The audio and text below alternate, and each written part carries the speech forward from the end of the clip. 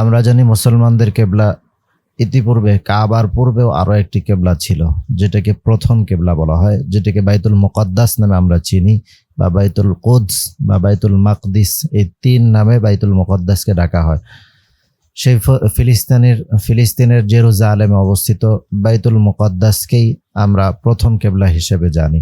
মহান আল্লাহ রব্বুল আলামিন হিজরতের পরবর্তী সময়ে কোনো একদিন নবী করিম সাল্লাল্লাহু আলাইহি ওয়াসাল্লাম আসরের নামাজ পড়ছিলেন। তখন নবীজির মনে মনে ইচ্ছা হলো যে আল্লাহ, আমার এই প্রথম কেবলাটা পরিবর্তন হয়ে যদি আমার জন্মস্থান মক্কা বাইতুল্লাহ, সেই বাইতুল্লাহটা যদি, কাবাটা যদি আমার কেবলা হতো তাহলে ভালো হতো।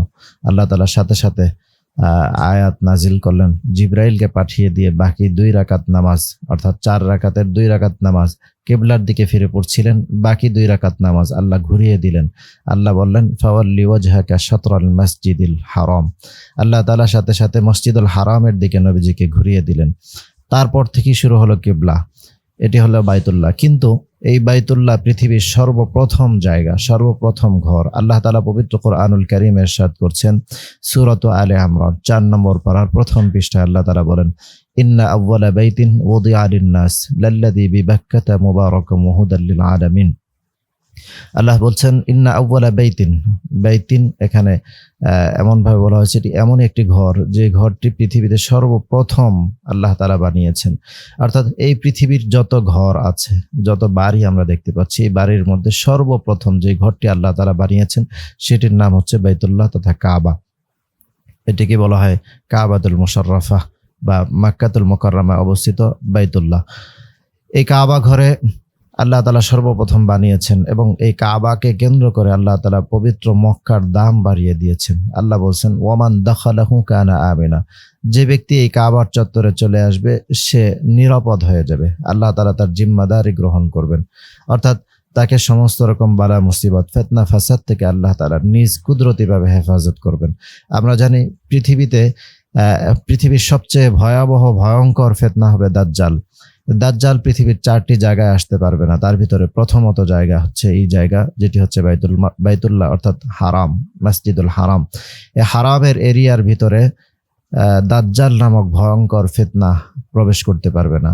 আল্লাহ তাআলা দাজ্জাল থেকে বাইতুল্লাহকে হেফাজত করবেন এবং এই মক্কার দাম আল্লাহ তাআলা পবিত্র কোরআনুল কারীমে অসংখ্য জায়গায় বাড়িয়ে দিয়েছেন। আল্লাহ তাআলা পবিত্র মক্কার নামকে 5টি নামে ডেকেছেন। এই জন্য একটি উদ্দেশ্য এখানে বাইতুল্লাহ রয়েছে। হযরত ইব্রাহিম আলাইহিস সালামকে দিয়ে আল্লাহ তাআলা পুনর্নির্মাণ করেছিলেন। পৃথিবী বানানোর পরে সর্বপ্রথম এই ঘর বানিয়েছেন। এই ঘর কালের বিড়ম্বনায় একটা সময় মাটির নিচে চলে যায়। আবার নূহ আলাইহিস সালামের প্লাবনের সময় এটি আরো নিচে চলে যায়। তখন মাটির নিচে চলে যাওয়াতে এই ঘরের কোনো চিহ্ন পাওয়া যাচ্ছিল না। পরবর্তীতে আল্লাহ রাব্বুল আলামিন হযরত ইব্রাহিম আলাইহিস সালাম এবং ইসমাঈল আলাইহিস সালাম 2 জন পয়গম্বরকে দিয়ে আল্লাহ তাআলা এই ঘরটিকে আবার পুনর্নির্মাণ করেন। আল্লাহ তাআলা বলেন, ওয়া ইয জাআলনাল বাইতা মাসাবাতাল লিন-নাসি ওয়া আমনা ওয়াত্তাখিযু মিন মাকামি ইব্রাহিমা মুসাল্লা। আল্লাহ রাব্বুল আলামিন এই ঘরটিকে বানিয়েছেন এবং বানানোর পরে সেখানে কিছু আল্লাহ বলেন ফিহি আয়াতুম বাইয়িনাত, এখানে কিছু নিদর্শনাবলী আল্লাহ তাআলা স্থাপন করে রেখেছেন। তার ভিতরে মাকাম ইব্রাহিম, অর্থাৎ মাকামে ইব্রাহিম আলাইহিস সালামের পায়ের ছাপওয়ালা যে পাথরটি সেখানে রয়েছে সেটি একটি নিদর্শন। এই পাথরটি বিনা যন্ত্রে, বিনা কলে সেটি উপরে ওঠানামা করত এবং কাবা ঘর স্থাপনের জন্য সেটা সহায়ক ছিল।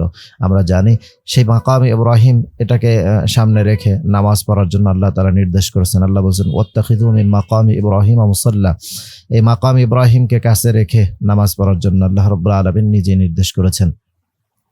তো অনেকগুলো নিদর্শনার বলের মধ্যে এটি একটি নিদর্শনাবলী। মিজাবে রহমত একটি নিদর্শন, এরপরে হাতিম একটি নিদর্শন, হাতিমে কাবা, এরপরে হাজরে আসওয়াদ একটি নিদর্শন, জমজম একটি নিদর্শন। এরকম অসংখ্য নেয়ামত নিদর্শন দ্বারা আল্লাহ তাআলা পবিত্র বাইতুল্লাহকে ঘিরে রেখেছেন।